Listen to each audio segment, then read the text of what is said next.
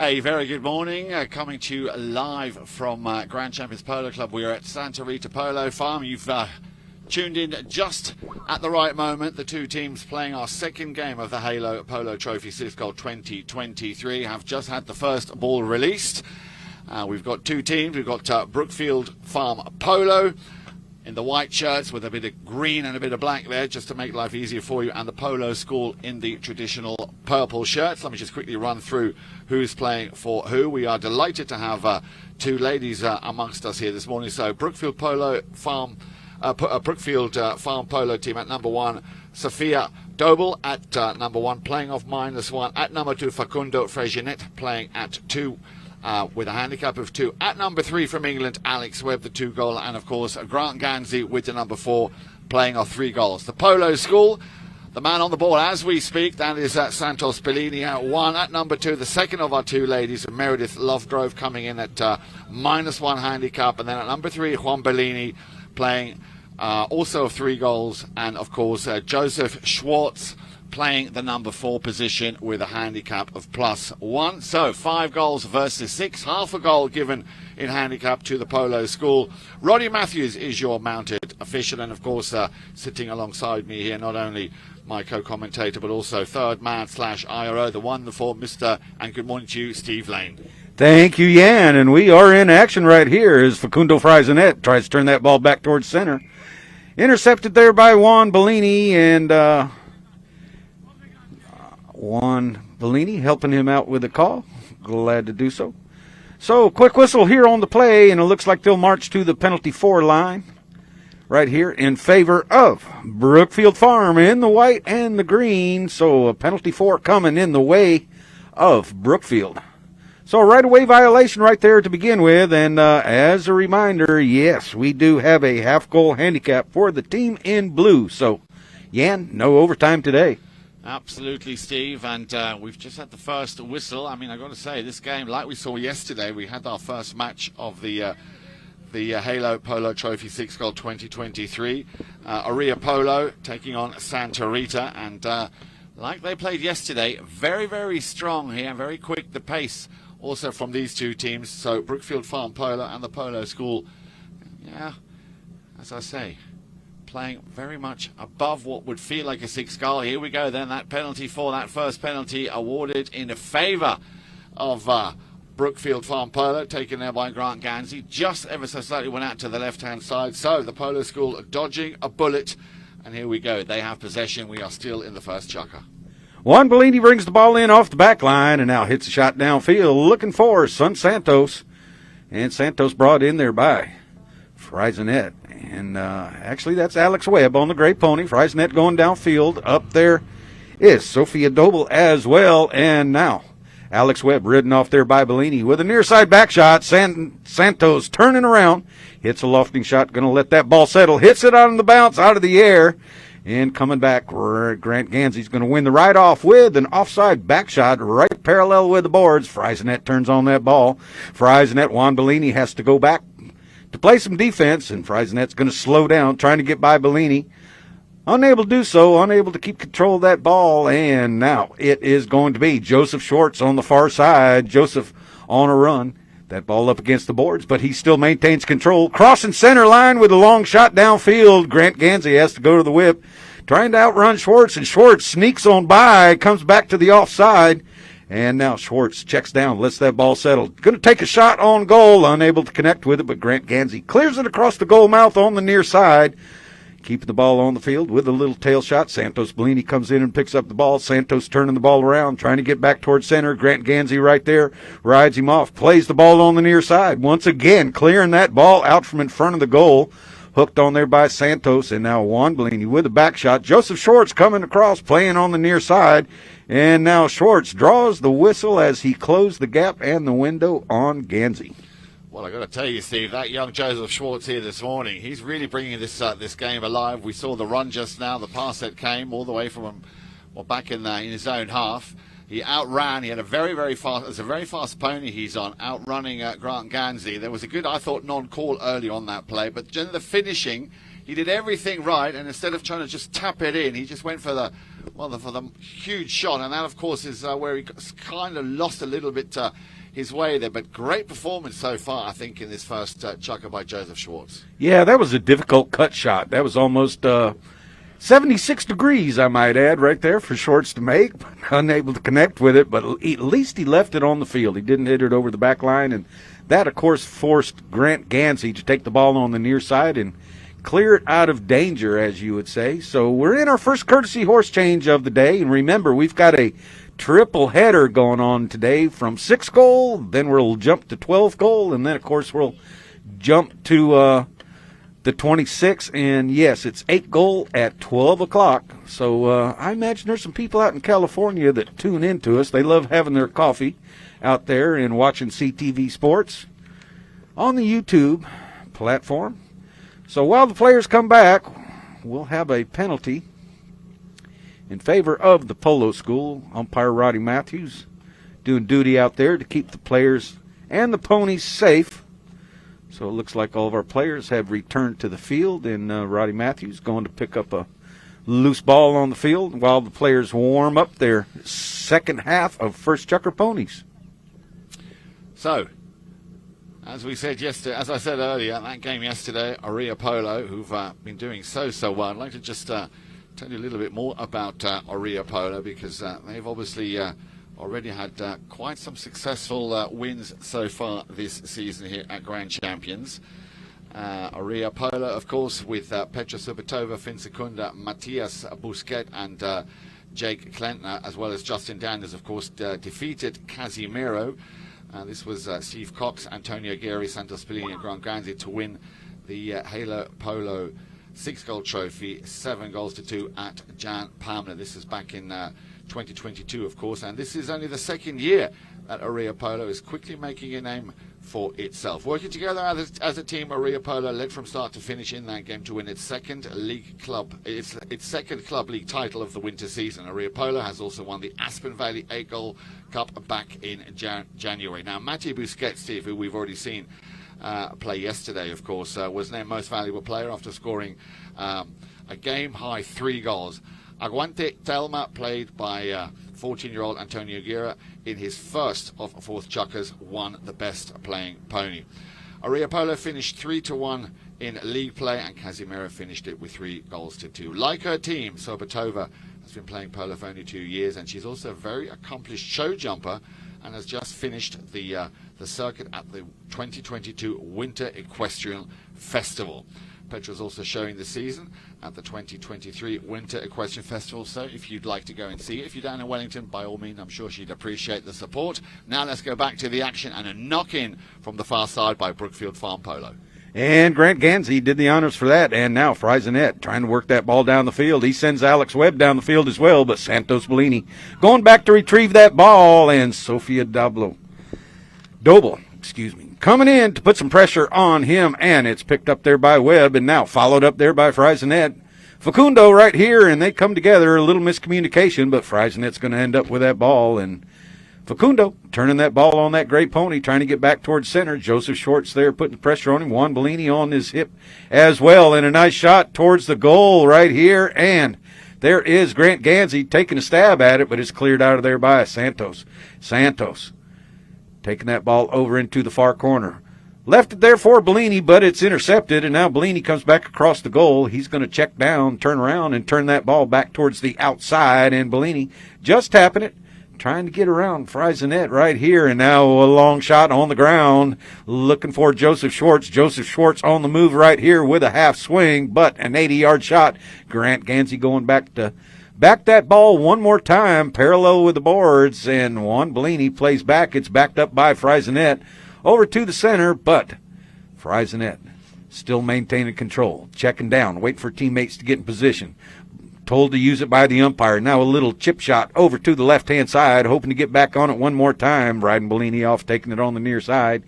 And now Sophia overrides. A back shot picked up there by Grant Gansey. Double G right here, bringing the ball back towards the center of the field, trying to get around those blue shirts, and a shot towards goal, but it's going to be wide and off to the right-hand side. So a nice goal attempt there by Brookfield Farm from Grant Gansey, and Juan Bellini will set up for the knock-in. So still waiting for that first score in this second, as I say, Halo Polo Trophy 6-goal 2023. You might have heard in the background there is the horns are down to the last 30 seconds of play. Bellini, senior this time, feeds the ball nicely up to Santos. Making himself available at the front door is Joseph Schwartz, who tucks in behind. Good play, good read here from the young one-goaler. Bellini once again having to pick up that ball. Ball is still in play. In comes a little bit of traffic there from the number 4. And that, of course, Grant Ganzi. But Bellini got away with it. And that will be the second horn, of course, which will conclude the end of the first chukker. So, Steve, no goals in this first chukker. A lot of work being done right there. And that half-goal handicap will remain on the score sheet in favor of the Polo School, the team in blue. Stay with us for chukker number 2 right here on CTV Sports.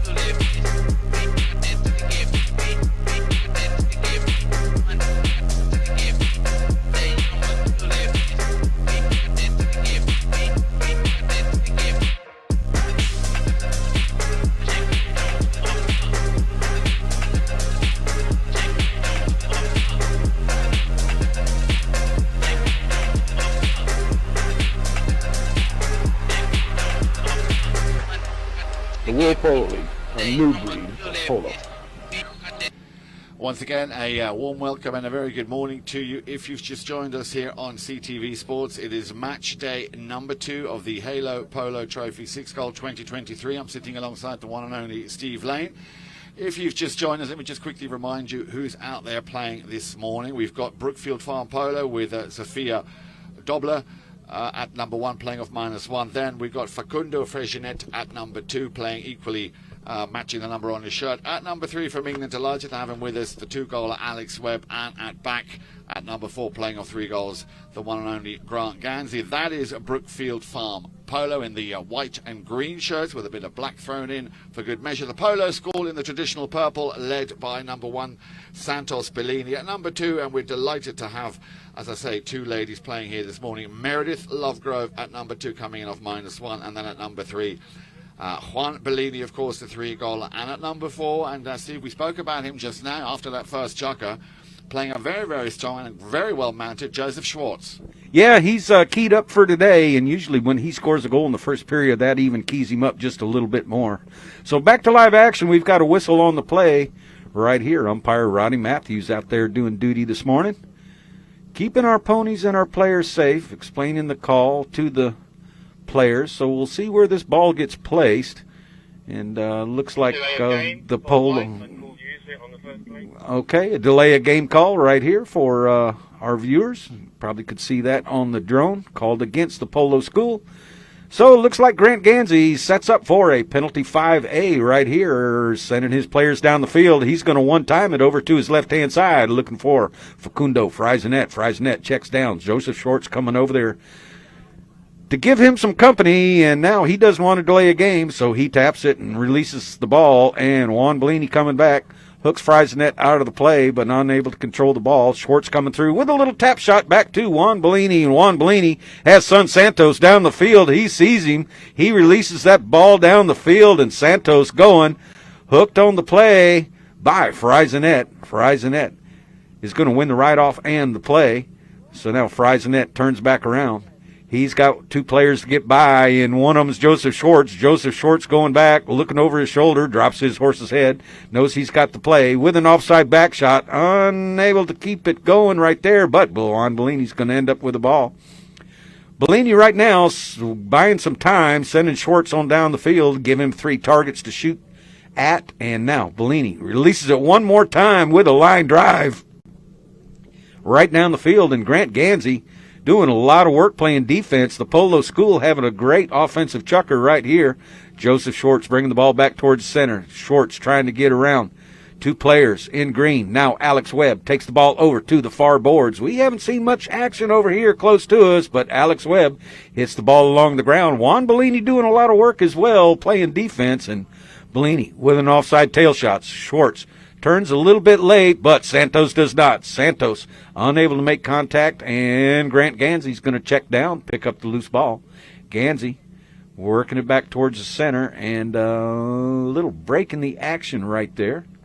So must have been a whistle on that play. A little difficult to hear the way the wind's blowing. So yeah, there was a little issue going on over there as Bellini tried to send that ball back. The ball after that tail shot. Quickly taken, a hit from the spot here by Gansey. A little backhand once again from Bellini. Schwartz told to leave it around the outside. Here comes Santos just checking up nicely. Yeah, slightly overcooked it. Still Bellini. Joseph Schwartz trying to come in and clear the way. Here comes a shot on goal. It has a deflection coming off the pony there of Grant Gansey. And as you said, Steve, doing a lot of work here in defence here today. So despite the fact that we've got quite a fast-paced a game going on here, both of these teams not yet in a position to actually get that first goal. So, next shot over to the boards by Friesenet, and Santos Bellini and Alex Webb go for the ball, and a long shot down the field by Alex Webb. Webb being ridden off there by Santos Bellini. Webb on the near side. Juan Bellini's going to check down and pick up the loose ball. Turning the ball back towards the center of the field, giving Santos time to get down the field. Friesenet staying there with Bellini. And now Bellini with a shot. He's been feeding that ball down the field to his teammates all game long so far. So the best defense is a good offense, and that's exactly what the Polo School has going in their favor. Now Santos trying to outrun Friesenet. Santos checks down. Can he keep it on the field? A near side back shot, and that ball is going to roll over the back line. So we'll have our courtesy horse change right here while they're down at both teams' camps. So again, 2:49 left to play, so not a lot of time left in this second chukker. But Steve, what an incredible pace. Like I said, just like yesterday when we saw Aria take on Santa Rita. And I remember if you weren't able to watch that game yesterday, it was, again, a very, very fast game. Incredible polo we saw there. Santa Rita winning it by 5-3. Aria not really finding their rhythm yesterday. But as I say, this game also really has, well, you call it 6 goals, but to me it's more like 8 to 10 goals, Steve. Yeah, no, it's back and forth up and down the field, and pretty clean, I might add. You know, when you talk about yesterday's game, and you had some young guns out there, you know, with Florencio Lanuse, Fran Spinacci, and Antonio Aguirre, along with Pablo Spinacci. And Pablo just kept feeding the ball up, and those young guys just kept going, heck, bent for leather and letting the pony stretch out, and very handy with the mallet and the ball, and that made the difference. Now, we do, of course, always like to welcome all of our friends that come from far and wide, especially if we have a birthday girl amongst us. And I've got to say, Steve, we've got quite a nice turnout. So many happy returns. Ava Hicks, I believe, there she is. It's your birthday, so many happy returns on your day. Hope you're enjoying the action. Ava Higgs, of course, also plays here at Santa Rita. And she'll be playing, of course, or she'll be taking centre stage tomorrow. So hope you're having a great day. It's only just started here in southern Florida. Here we go then. Ball is back in play, and it's going to be taken by Gansey. Grant looking to get around Juan Bellini. Juan Bellini comes in there with a ride off and knows that he better not. He's shade and told to use it by the umpire. Grant Gansey sends it back over towards the center of the field. Looking for Alex Webb right here, but that play is partially broken up by Santos Bellini, but Webb keeping control, backed up by Friesenet. Friesenet still on the ball right here, and now checking down that ball up against the boards, and Joseph Schwartz, that ball pops up over the boards, so we'll have a change of possession play right here. And the rule is, should that ball have hit a blue pony, which it did not, then White would still have the change of possession play. However, it went off a white pony, and now Juan Bellini brings it back in and sends it back down the field. Friesenet right here with a little back shot, but Joseph Schwartz picking up the loose ball, hitting it forward. He's got two white shirts, Friesenet being one of them, and he beat Schwartz to the play with a near side back shot, and now Juan Bellini first to turn and pick up the back shot, turning the ball underneath his horse's neck, which is a legal play. Allows the player to clear and then releases the ball downfield. And one more time, Grant Gansey takes a swipe at it. Santos Bellini up front as well, with the ball coming across the goal mouth, and the Polo School unable to put it between the uprights as Grant Gansey looks over his shoulder, checks down. One of his good friends, Santos Bellini, right there keeping him honest. Now Grant tries to get around Juan, takes it on the near side, avoids the hook of Juan Bellini, and now with a cut shot down the field, but Bellini's going to end up with the ball past his boot and on the offside. A back shot there, but Grant Gansey reads the play very well, and now here comes Alex Webb, turning that ball back towards the far boards, and Webb right now just dribbling that ball along. Schwartz is going to drop the hammer and break things up, but picked up now by Grant Gansey. Gansey centered it up front, and Facundo Friesenet out front by himself. Just a little tap. Schwartz trying to put some pressure on him. That ball hits the goal post. Juan Bellini checks down. That ball might be on the line. Remember, it has to be all the way across and over the goal line for it to count, and or the back line to be out of bounds. So Juan Bellini making a smart play, sending it over to the boards. Santos Bellini picking it up, first the offside, now the near side. And now a back shot right there by Grant Gansey, picked up by Friesenet. Friesenet looks over his shoulder. Who has he got to back it to? He's got Sophia going downfield, and we've got a whistle, and that's going to end Chucker number 2 right here. So stay with us for the second half. Still nobody on the scoreboard yet. Only a half-goal handicap for the Polo School, and we'll continue with live action for Chucker number 3 when we come back to CTV Sports.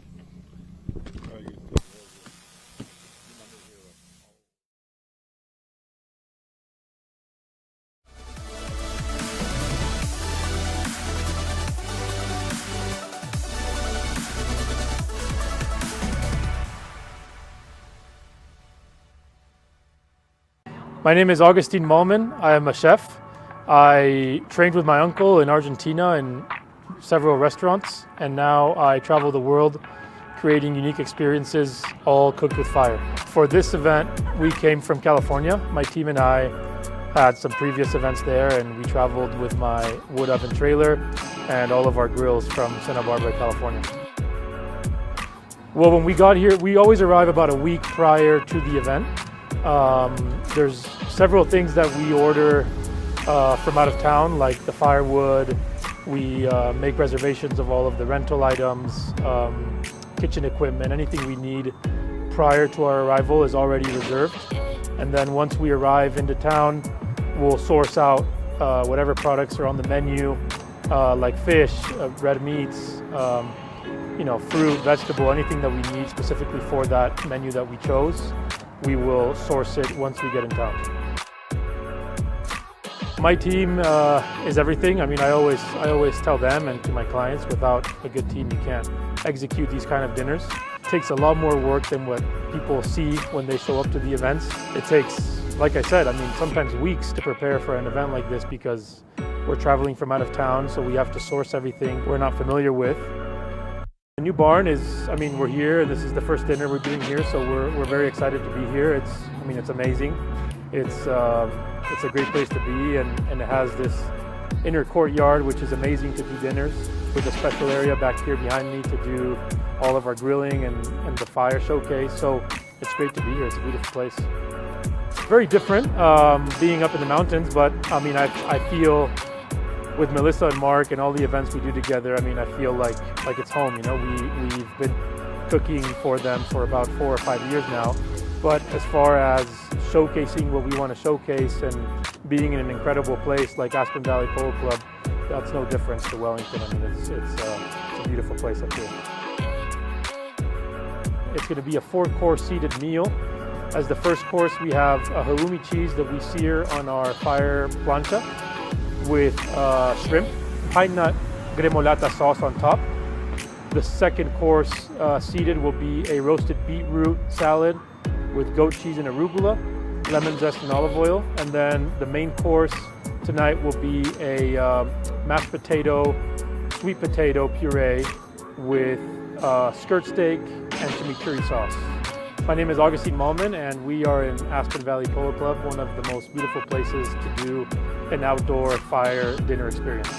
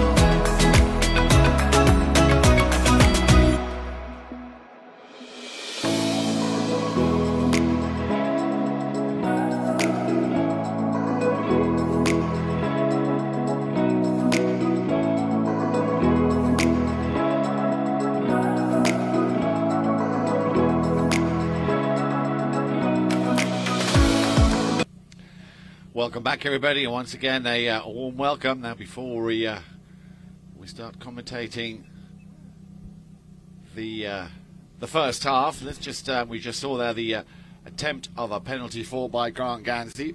Steve, Brook Farm Polo and the Polo School, both of these teams not giving each other anything, and I can't remember the last time, especially at this pace of a game, at this level of a game, we've had 2 chukkers now with no goals scored by either team. Yeah, a few knock-ins here and there, so both teams missing the goal, and right now Juan Bellini, he'd like to change that, sending the ball over to Son Santos, but he's going to lose the play to Alex Webb, and Alex Webb bringing it back towards center, trying to get around Joseph Schwartz. Schwartz wanted to take it across the field, but leaves it in the center, and now Alex Webb coming back to it. A little bit of a chip neck shot right here. Schwartz realizes he's got no play. Ball still on the field. Juan Bellini slows down on that gray pony, brings it back around, and Alex Webb staying back there with him, allows Alex Webb to clear, and now Bellini going to bring it back over to the near side right here in front, looking downfield. Now takes it back towards center. He's got 3 players downfield. A little bit of a distance shot right here for Juan, but he successfully gets it done right up to Santos. Santos tops it just a little bit, but able to check down and control the ball on the near side. Told to leave it there, and Schwartz coming through, trying to stay ahead of Freisnet. Freisnet gets the hook. Santos follows him up. Sophia right there gets the hook on the play. Juan Bellini has a man on his hip, but hits the ball straight towards goal. Schwartz reaches back, digs that ball out, and now that ball down in front. And Schwartz still trying to keep it on the field. Turns his pony back to the left-hand side, and now over the back line. So, once again, a knock-in coming from Brookfield Farm. Yeah, very unlucky, and it's quite a quite a bizarre situation here. Both of these teams playing very, very fast, very fluid, as you said, Steve, very open, very fair. It's been very clean thus far. Bellini just going off quickly to get himself, I think, a fresh mallet. I think the one that he was playing had rung. And Joseph Schwartz, I've got to tell you, for me, a very, very strong player. I remember seeing him play here last year, and he's very well mounted. Nice little backhand shot there from the one goaler, but not as far as he would have liked. Facundo Frejinet now, can he maybe break the deadlock and get that first score. A chance with a shot on goal, and again Bellini coming in. We've had a few situations where Bellini's picked up that ball literally on the back line. He will send that one back up to the front. Schwartz over onto the far side he goes. He's got to get past, and we've had this before. We had that in the first chukker. He's got to get past Grant Ganzi, and Grant Ganzi will put an end to that run because he would have been through and away. Santos Bellini goes and gets that back shot from Grant Ganzi, and Santos now checks down. Got Father Juan right behind. Juan says, leave it, I've got it. And a whistle on the play, so a right-of-way violation coming right here, not clearing in time, so we'll see where umpire Matthews drops the ball. And a little bit of a chat going on over there. And Roddy Matthews, our mounted official from the UK, explaining the call. And Juan getting a loose ball off the field as well, and it looks like we'll march down to the penalty forward line. 60-yard defended shot in favor of the Polo School, their first penalty four of the day. Brookfield Farm having 2 penalty fours already, unable to convert either one. So we'll see if this can be the first goal of the game here in chukker number 3. Both teams doing a lot of work out there, unable to score, but it's been a defensive battle. It has indeed, Steve, and I'm pretty sure that within the next, within this or the next chukker, we will see, and possibly now, the first goal of this game. As I say, for me, standing out very strong here this morning, Joseph Schwartz, extremely well mounted, and the confidence that he's displaying here is also very good. And we just heard Grant Ganzi come up to us and say that he's playing very, very well, very strong. So again, a result of the hours put in here at Grand Champions Polo Club, the Polo School, of course, here. Joseph Schwartz also having come up through the ranks. But as you said, Steve, this could now be a chance for the first goal for the Polo School. Juan Bellini hits it along the ground, a little bit off to the right-hand side and wide, just missing that goalpost. So the first penalty for the Polo School, unable to convert. And now another knock-in. Double G will bring the ball back in off the back line for Brookfield Farm. Choosing a dribble shot right across the goal, looking downfield, and he's got Sophia Doble out to the right-hand side, and he chooses the right-hand side, and going to be the first to play is going to be Santos Bellini, and turned on it is Juan Bellini. Juan Bellini coming in on the near side, flattening out nicely on that gray pony. A back shot there by Friesenet. Sophia turns on the play, hooked out of there by Schwartz, and now Juan Bellini being ridden off by Webb, and Friesenet hits that loose ball downfield. Schwartz coming in on the near side, unable to reach it, and we've got a whistle on the play. And that looked like it could have been just a very, very narrow little window there. We talk about that window closing when you have a chance to actually make that play. Of course, Roddy Matthews right on top of it, and you can see he's not wasting any time. He's going to drop that ball on the penalty.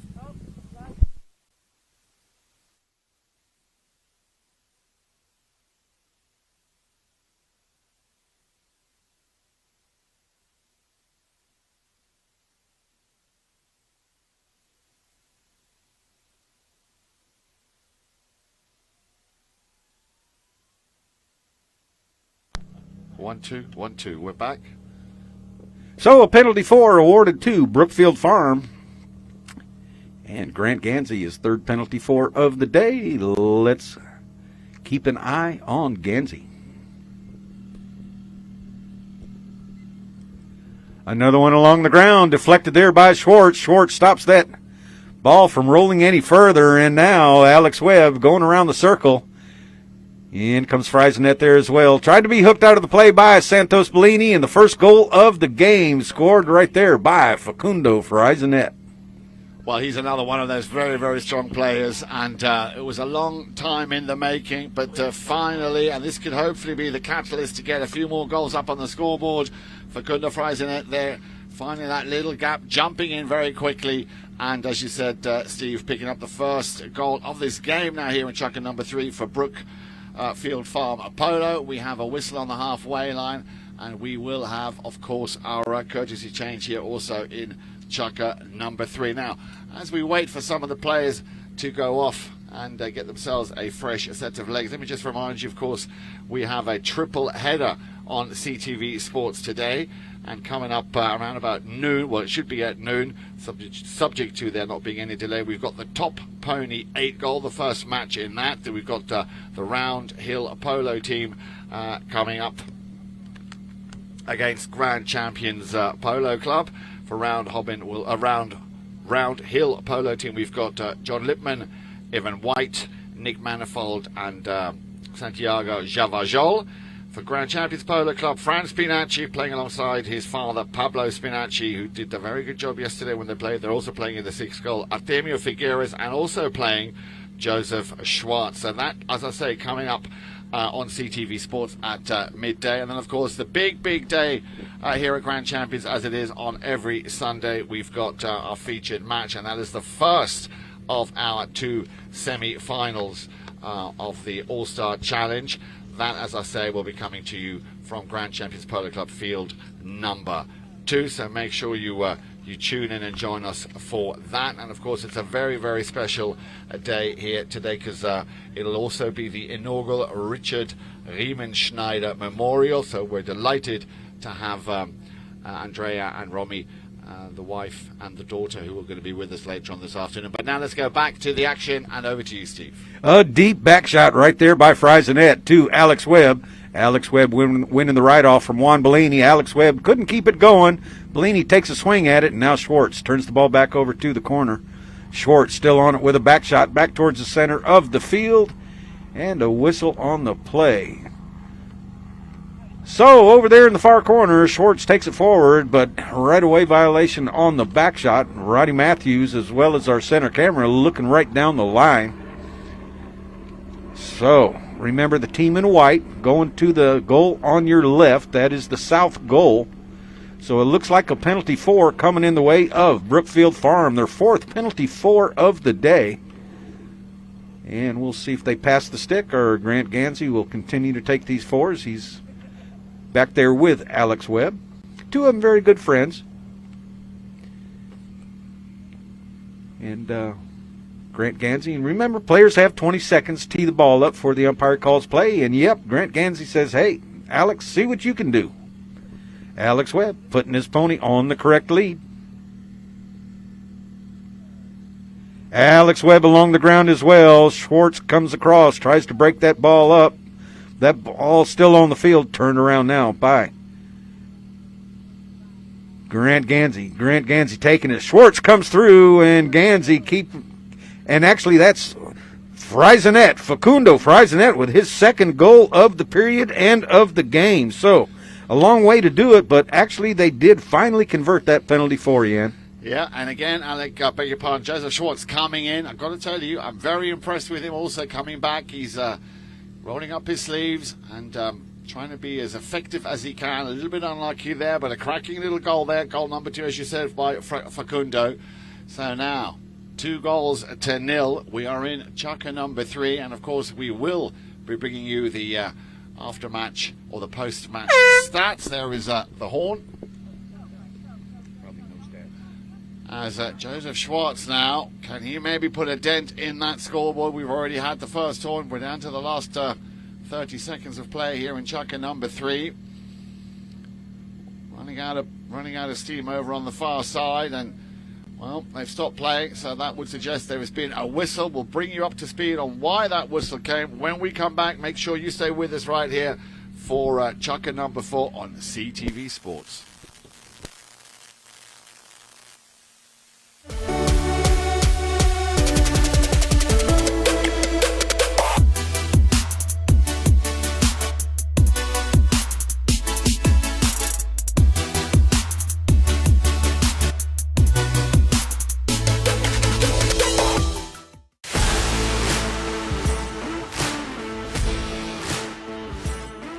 We're here at the Santa Rita Polo Farm, where the PTF Polo ASSN Junior Tournament is being held for the first time ever at this location. And I mean, could you get a more beautiful venue? Probably not.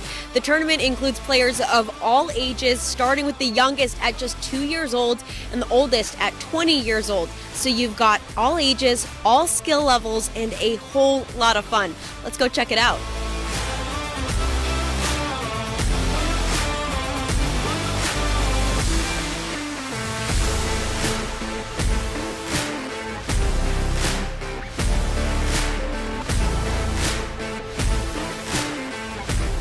It reminds me of my days when I was in that position playing the kids tournament, and for us it meant the world. So I'm very happy to be here supporting my son and other kids as well, because I think they really enjoy this, and for them it's even more important than for us probably playing the 26 or the 22.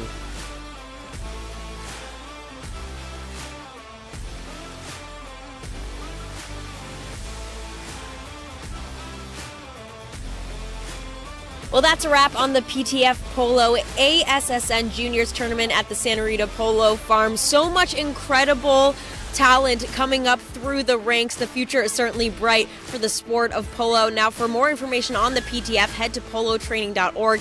And of course, head to Chucker TV for all of our awesome content, including full game broadcasts.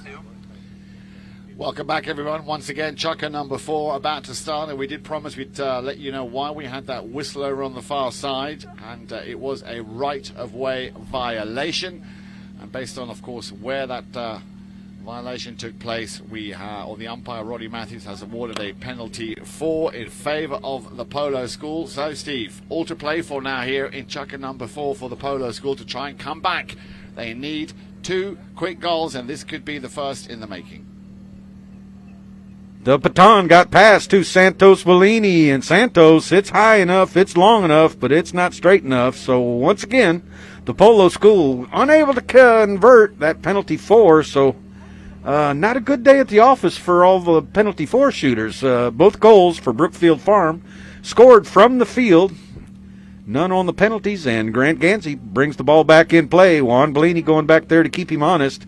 And now Gansey, his horse gets a little bit sideways, and he releases the ball. He takes a swing at it, unable to get to it, but able to turn back around and beat Bellini back to the play. Here comes Grant Gansey. He's in the open territory, sending it over to the far boards. Juan Bellini and Santos Bellini are going to come back, and that ball is over the boards, so we will have a change of possession play. The Polo School so far in this period keeping it down to their end, shooting on goal. Juan Bellini very quickly puts the ball back to live action, and Bellini surveying the field down below. Alex Webb staying back there, putting pressure on Bellini, cutting the angle down just a little bit, and Bellini, a deflection off a pony, able to turn back and retrieve the ball back to this near side underneath his pony's neck. And now Juan Bellini once again fires a line drive down the field. Can Santos keep it on the field? And no, that ball once again over the back line. So the Polo School having a little bad luck when it comes to shooting on goal. Yeah, well, they're putting the pressure on now, Steve. They're putting the pressure on. We saw that also very much in Chucker number 2, where they were, I would say, predominantly in the half of Brookfield Farm Polo. But as you say, it's just getting that ball between the uprights, which is so far evaded them. Once again, a chance here now for...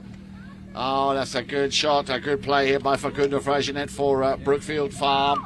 Takes it all the way. He's got Joseph Schwartz on his hip. Here it comes, the under the next shot. Well, he got an angle, but not the angle he wanted, and also not the power. Santos Bellini will be the first man on the play.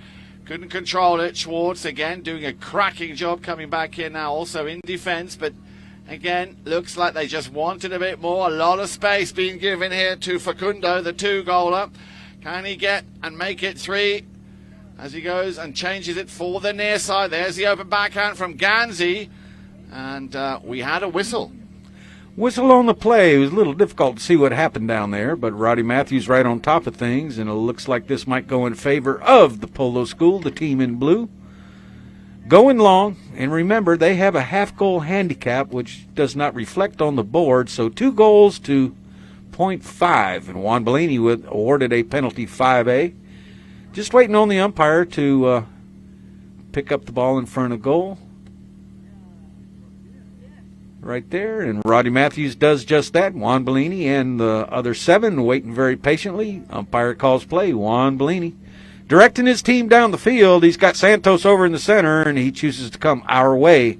So Juan Bellini, and he can hit the long ball, so that's why he's got 3 players, none of them within 50 yards of him, but checking down, trying to get around Alex Webb. Thought he hit a little bit too far, but Alex Webb just a little bit wide, unable to get back to it. Now Juan Bellini with a back shot, but into a pony. And Juan still on the ball, allowing a player to clear. Hits the ball down the field. Can he reach Joseph Schwartz? No. Friesenet intercepts that pass. And now Alex Webb on the roll right here. Hits it too far. Going to give it up to Juan Bellini. Juan Bellini looks over his shoulder going towards the offside. Not sure what happened right there, but Alex Webb coming on through. But Juan Bellini still maintains control, protecting that line so Alex Webb doesn't have a play or a hit or a hook. And now Webb coming in for the offside back shot. Once again into a pony. And now Bellini, has he hit it too far? Sophia Dobel up there as well, playing a little bit of defense. Juan Bellini trying to bring it back towards center of the field. Avoids the hook of Webb. And now Grant Gansey coming in. Takes the ball forward on the near side. And now going to have a deep offside back shot. But only Juan Bellini is there riding off Webb on his hip. Bring the ball back towards center. This could be a scoring opportunity right here for the Polo School. And yes, Juan Bellini has turned that ball successfully with a neck shot and putting it right through between the uprights. Yeah, you can see the rotation there. It was a rotation play in progress as Bellini, more or less here on the halfway line, picked up that ball, found a lot of space on his left-hand side, which was a clever play by Bellini. Ran into a little bit of traffic, but again with a lot of perseverance. So, and a very important goal, which makes it 2 to 1.5. So just that one goal now needed, Steve, for the Polo School to not only turn things around, but actually possibly even win this their first game of the Halo Polo Trophy 6 goal. Only a half goal difference, as you mentioned, with 2:12 on the clock. So not much time. You know what? Strategy here. Now, Brookfield, too much time to chew up the clock. However, the Polo School needs a quick goal to get ahead, and then they could chew up the clock, forcing Brookfield Farm. So this bowl-in right here, very important bowl-in, and of course, you know, when you think about it, there's a lot of bowl-ins during a game. The ball may be left on the field at the end of one chukker, so they start the next period with a bowl-in. Maybe the third man says no foul and the 2 umpires disagree. So bowl-in's a very important part of the game, some strategy going on. So who is going to win this bowl-in? And Brookfield Farm has been very successful today so far, winning the bowl-ins. And Juan Bellini, Santos taking a stab at it. And Sofia takes a stab at it as well. And Juan Bellini breaks out of the pack, trying to stay ahead of Grant Gansey. Juan Bellini with a centering shot. Gansey right there with him as well. But Juan Bellini, 3/4 of a horse length out front. And that's how they won the last 6 goal, with Juan Bellini going coast to coast almost and scoring the winning goal. However, unable to keep that between the uprights, and a knock-in here by Brookfield. And that could be a blessing in disguise, Steve. They might not have won the throw-in, but they've now got possession of the ball. They are, of course, deep in their own half, but they have the ball, and they, if they are clever, they will try and just make sure that they hold on to this ball for as long as they possibly can, because that would see them over the finishing line. A little backhand shot once again from Gansey over on the far side for Kundo. Possession, an outlet pass over on the far side. Webb won't reach it. Santos will try and send it back or intercept it. Nicely taken on the near side. Once again, on the move, Brookfield Farm Polo. And as I say, this is all costing a lot of valuable time that the Polo School just do not have anymore. No, and Sofia coming through and hitting that ball downfield. Santos Bellini back there as well with a back shot, but that ball deflected, and in comes Alex Webb with a shot on goal, and he is going to be successful on that shot, threading the needle at a difficult angle, and that's going to put him ahead 3 to 1.5. Now, with all the optimism in the world, time, of course, is of the key essence here, and there is that horn. So they're going to line up for the last throw-in. Well, some of the players are already shaking hands. Are they going to call it a game?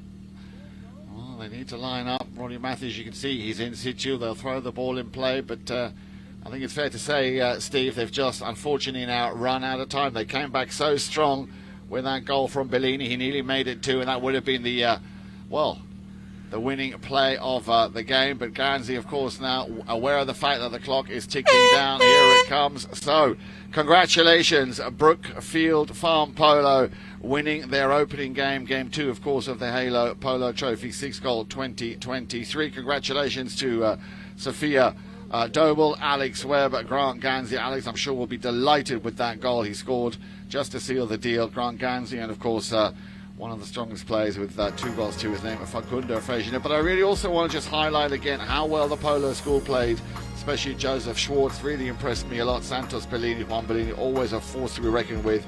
And a big thank you, of course, to our 2 ladies, Meredith Lovegrove and Sophia Webb. Steve, we are going to bid everybody a very brief farewell, but or a goodbye, I should say, and I hope that we'll see them back here at 12 o'clock on the field just behind us. Yeah, 8-goal going on, and we've got a great 8-goal tournament happening. So join us at noontime, and don't forget at 4 o'clock our WPL first semifinal of the All-Star Challenge.